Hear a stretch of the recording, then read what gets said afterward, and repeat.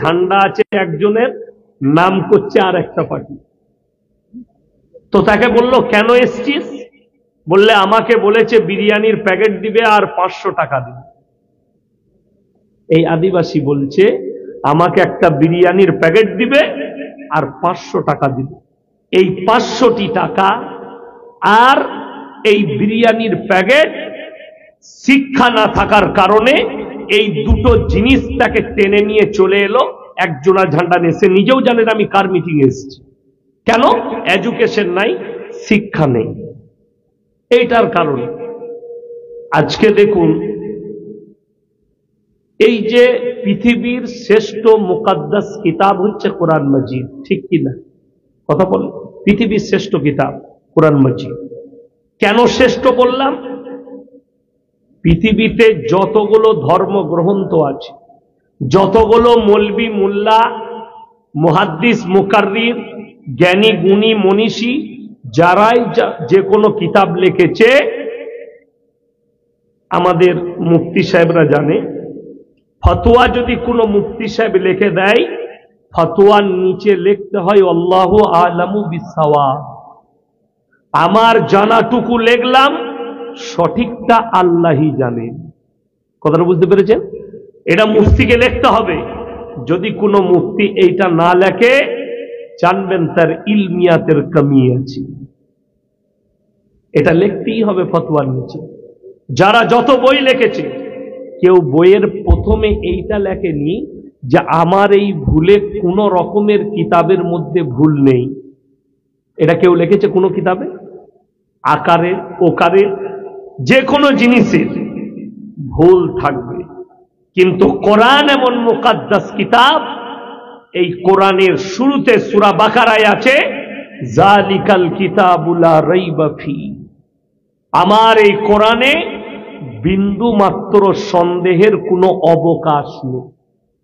যদি কারো সন্দেহ থাকে, আল্লাহর কসম সে মুসলমানই নয়, মুমিনই। সন্দেহ থাকলে যে কোরআনের মধ্যে ভুল থাকতে পারে, বাস সে বেঈমান। এই সন্দেহই রাখা যাবে না। এখন আপনারা যারা বসেছেন, আমরা সকলে কোরআনের উপরে বিশ্বাসী। সবাই হাত তুলে বলুন ইনশাআল্লাহ। বিশ্বাস করেন তো?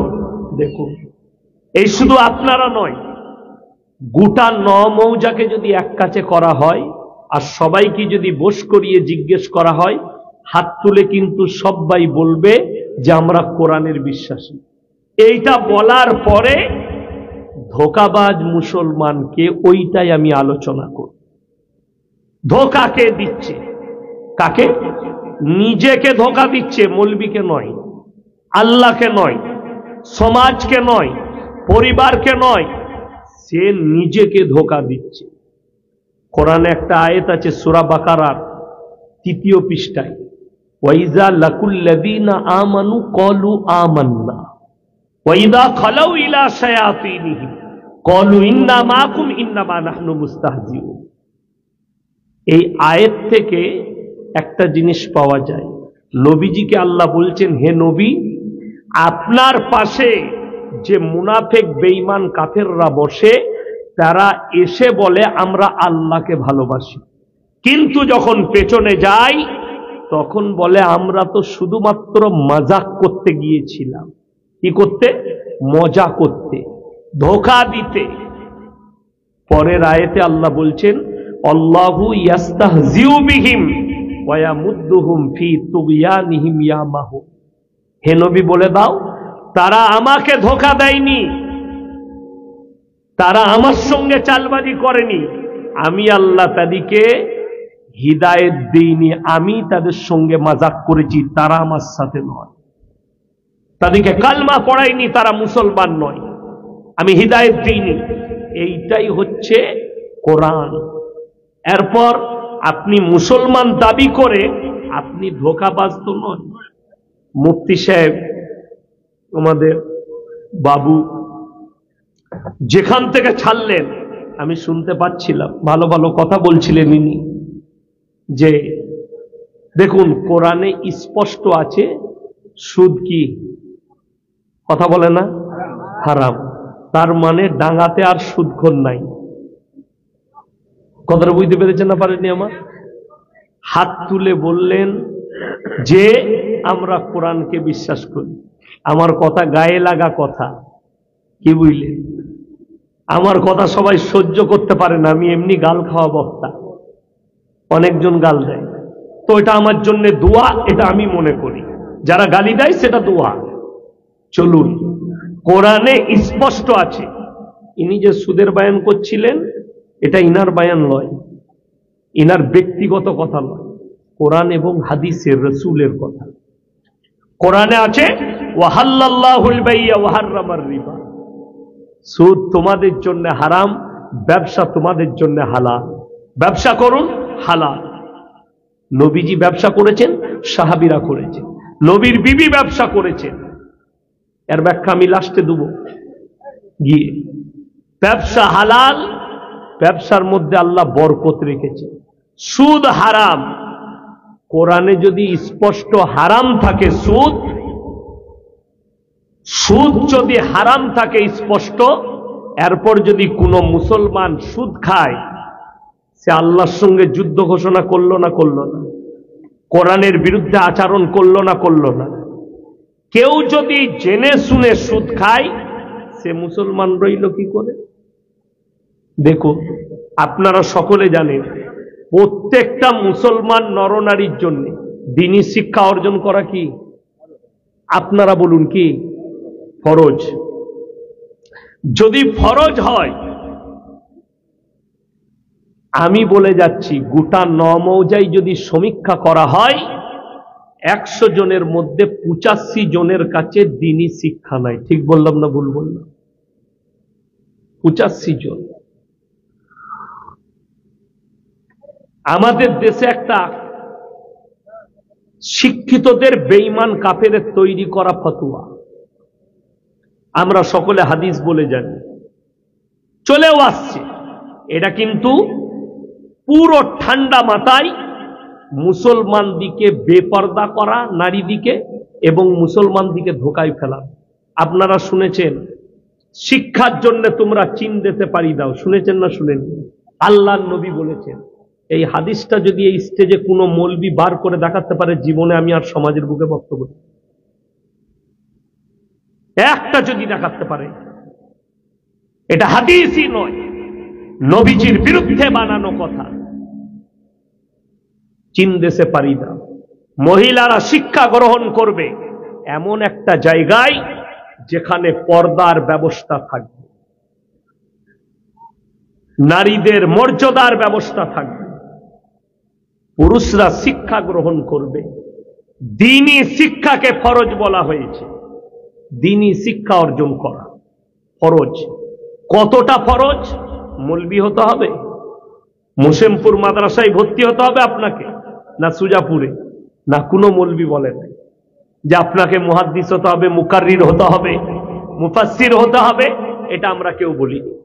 অতটা ইলম হাসিল করতে হবে যতটা করলে আপনি হারাম হালাল চিনতে পারবেন, দ্বীন আর বদ্দীন চিনতে পারবেন, শিরক আর বেদাত চিনতে পারবেন, কুফরি চিনতে পারবেন। বেঈমান কাফেররা যে জালটা আপনার উপরে ছুড়ছে, ওই জালটা আপনি দেখতে পাবেন। অতটা পর্যন্ত ইলম হাসিল করা ফরজ। চলুন, দ্বীনি শিক্ষা না থাকলে কতটা খারাপই আসে। বেঈমান কাফেররা কিভাবে বাধা দেয়, কিভাবে মানুষের ব্রেনে আঘাত করে আপনি দেখুন। পশ্চিম বাংলার সব থেকে দামি বালির ঘাট আমার বাড়ির কাছে। কলকাতায় সব থেকে বালির দাম বেশি হচ্ছে সিল্লার ঘাটের বালি, দামোদর নদী, আমার বাড়ির পাশে। ৫ থেকে ৭ হাজার গাড়ি লোড হয় প্রত্যেক দিন। মুসলিম ছেলে, কয়েক হাজার মুসলিম ছেলে গাড়ি লোড করতে আসে। ২৪ পরগনা, ২ পরগনা, কলকাতা, হাওড়া, হুগলি, বর্ধমানের ছেলেরা গাড়ি লোড করে নিয়ে যাচ্ছে। যেমনি বেরিয়েছে হাই রোডে উঠেছে, উঠি হোটেলে দাঁড়িয়ে, একটা হোটেলে ঢুকে বলছে প্রথমেই, ভাই মদ দাও। ১ বোতল মদ খেয়ে নিল। এরপরে সে জিজ্ঞেস করছে মুরগির মাংস কষা আর রুটি নিয়ে এসো। হোটেলের কর্মচারী বেচারা মুরগির মাংস কষা আর রুটি এনে দিয়েছে, তখন জিজ্ঞেস করছে মুরগিটা জবাই না কাটা। আমি বললাম হারামখোরকে জুতো করে মার। আপনারা ভেবে দেখুন, যে লোকটা মদ খেলো তার জন্য আর কাটা বাঁচা দেখে লাভ আছে? মদটা হারাম না হালাল? হারাম। কোরআনে আছে স্পর্শ করা হারাম, স্পর্শ করা হারাম। আর সে মদ খাচ্ছে, অথচ সে ভাবছে মদটা খাওয়া যাবে, কিন্তু মুরগির মাংস খেলে আমাকে জবাই খেতে হবে। কেন ভাবলো এটা? ওর কাছে দ্বীনি শিক্ষা নেই। ও জানে না যে যেমন মদটা হারাম, কাটা মাংসটা হারাম, যেমন কাটাটা হারাম ওই রকম মদটাও হারাম। এই জ্ঞানটাই তার মধ্যে নেই, এই বিবেকটাই তার মধ্যে নেই। আমার ভাই, যেমন আপনি মনে করেন আমি মসজিদে যাই, ইমাম সাহেব দোয়া করবে, তার সঙ্গে একবার বলে দেবো আমিন, আল্লাহ দোয়া কবুল করে দিন, আমি চেয়ে নেব। তোমার জানা আছে দোয়া কবুলিয়াতের জন্য শর্ত রাখা হয়েছে হালাল খাবার, হালাল রুজি, তবে দোয়া কবুল হবে। আপনি বুঝে গেলেন যে আমাকে জবাই করা মাংস খেতে হবে। আপনি সকালবেলায় উঠে যদি মালদায় যান, টাউনে কোনো হোটেলে যদি খেতে যান, আপনি জিজ্ঞেস করবেন না দাদা মুরগিটা জবাই না কাটা? আপনার জন্য জরুরি, আপনার জন্য ফরজ জিজ্ঞেস করা, এটা আপনার জন্য জরুরি। কেন? মুসলমানের জন্য হালাল খাওয়াটা হচ্ছে শর্ত দোয়া কবুলিয়াতের জন্য আর ঈমানকে রক্ষা করার জন্য। আপনি এটা বুঝে গেলেন, সকালবেলায় উঠে সুজাপুরে গেলেন, রাত্রে ইয়াসিন ভাই এসছিল, বলে গেছে যে তোরা জবাই করা মাংস খাবি। সুজাপুরে গিয়ে সকালবেলায় 1 কিলো মাংস কিনছেন জবাই করা নিচ্ছেন, টাকাটা কিন্তু সুদের টাকা, সেই একই মাল দাঁড়িয়ে গেল। কথা বুঝাতে পারলাম কিছু? টাকা সুদের, মুরগিটা জবাই। সুদের টাকাটা হারাম না হালাল? হারাম। তাইলে জবাই করা মাংস নিলেন, টাকাটা হারাম, তা মালটা আবার কি করে হালাল থেকে গেল? এইটাই বুঝানো যাচ্ছে না মুসলমানকে। কেন? দ্বীনি শিক্ষা না থাকার কারণে আজকে মুসলমানের কাছে মদ হালাল হয়ে গেছে। বিশ্বাস করুন, আমি গত বছরে 30 না 31 ডিসেম্বর আমি জলসা করেছিলাম ইতাই গয়েশ বাড়িতে, আমার জলসা ছিল। জলসা শেষ করলাম 11:45, 12টাও বাজেনি।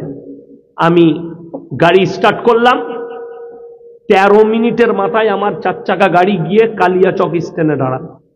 জাম লেগে আছে, 4-5টা গাড়ি দাঁড়িয়ে আছে। আমি ম্যানেজারকে বললাম দেখো কি হয়েছে, কেন জাম? গিয়ে দেখছে গোটা রোডটায় বোম বিছানো আছে। বিছিয়েছে কারা? মুসলিম যুবকরা। 1 জানুয়ারি পালন করবে, বোম ফাটিয়ে রাত 12টায়। একটাও অমুসলিম নয়, সব মুসলিম। বোম ফাটালো, 10 মিনিট বোম ফাটলো, কয়েক লক্ষ টাকার বোম। প্রশাসন বাবুরা দাঁড়িয়ে রইল। আল্লামা ইকবাল বলেছেন ইস ঘর কো আগ লাগি ঘর কি চিরাগ। মুসলমান, তোমরা নিজেদের ঘরে নিজের আগুন ধরিয়েছ, অপরকে গালি দিয়ে লাভ নেই। কাকে গালি দিচ্ছ? আজকে যতগুলো দেখছেন ভারতবর্ষে, পৃথিবীতে ইসলামের দুশ্মন, সব থেকে বেশি দুশ্মন ইসলামের আছে মুসলমানদের ঘরেতেই জন্ম নিয়ে, একটাও অমুসলিম ঘরের নয়। যাদিকে দেখছেন, আমি তার একটা উদাহরণ দিচ্ছি আপনাদের। এইখানে আমি দেখিয়ে দিয়ে যাব, প্রমাণ দিয়ে যাব যে রসুলের দুশ্মন এইখানে বসে আছে। আপনার রাগ হবে, কিন্তু আমার এই কথাটা যদি কোনো মৌলবি কেটে দিতে পারে, আমি জীবনে আর সমাজে কাল থেকে জলসাই করবো না, বাড়িতে বসে যাব। কিন্তু ক্যামেরা চলছে, সেই মৌলবিকে স্টেজে বসে প্রমাণ দিতে হবে হাদিস কোরআন খুলে। যোগী আদিত্যনাথ সরকার উত্তরপ্রদেশের 5 বছর আগে থানার একজন বড় বাবু,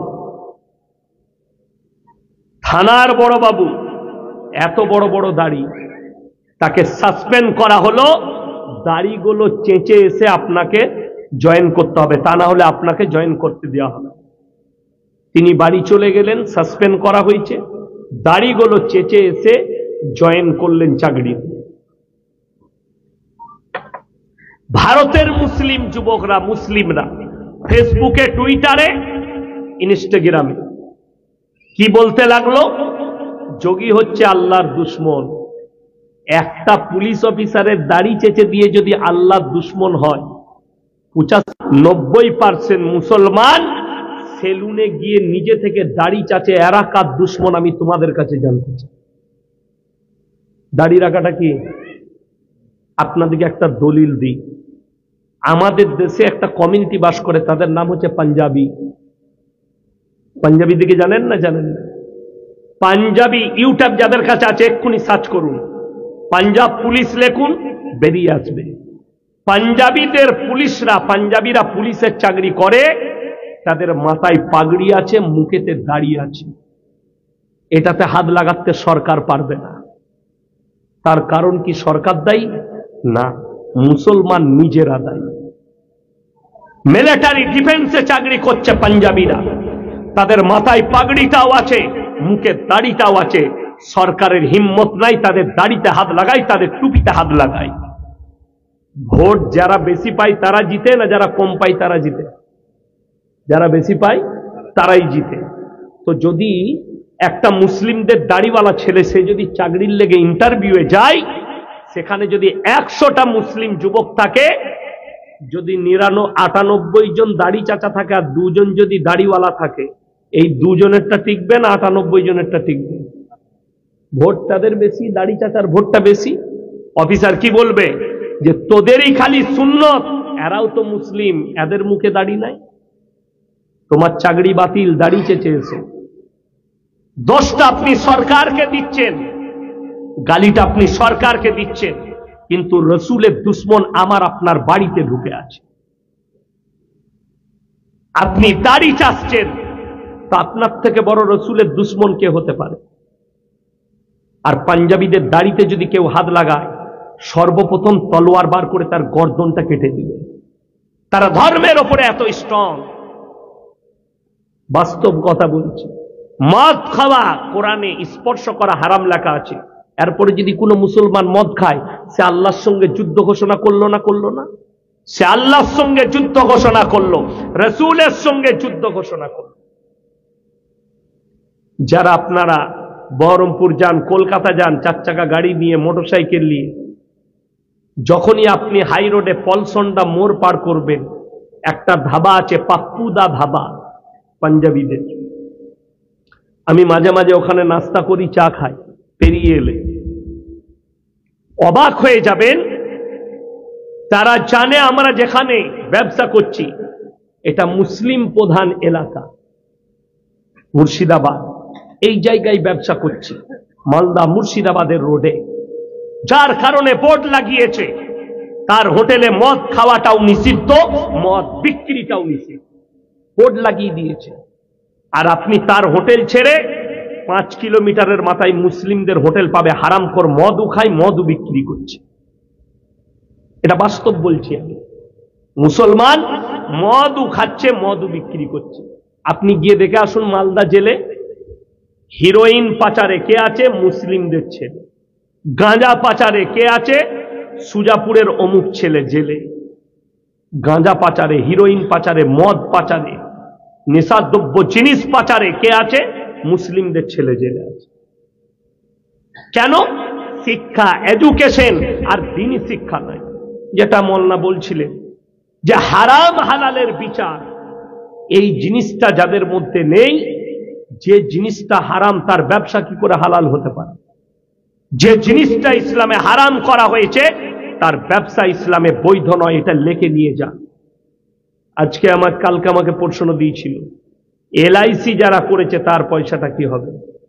LIC থেকে যে সুদটা পাওয়া গেছে ওটা ব্যবহারই করা যাবে না, হারাম। ব্যাংকের সুদ হারাম। এরপর যদি বলেন এই আপনাদের পাশে ঝাড়খণ্ড, ঝাড়খণ্ডের একজন মূর্খ বক্তা জাহাঙ্গীর নাকি নাম, জিলাপি হুজুর, ফতোয়া দিয়েছে ব্যাংকের সুদটা খাওয়া যাবে।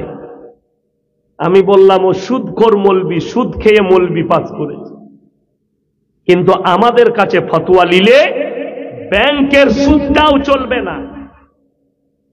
যদি বলেন ওটা কি করব, সরকারকে ছেড়ে দেব? না, সুদের টাকাটা তুলে নিয়ে গ্রামে রাস্তা হচ্ছে ওইখানে বিছিয়ে দে।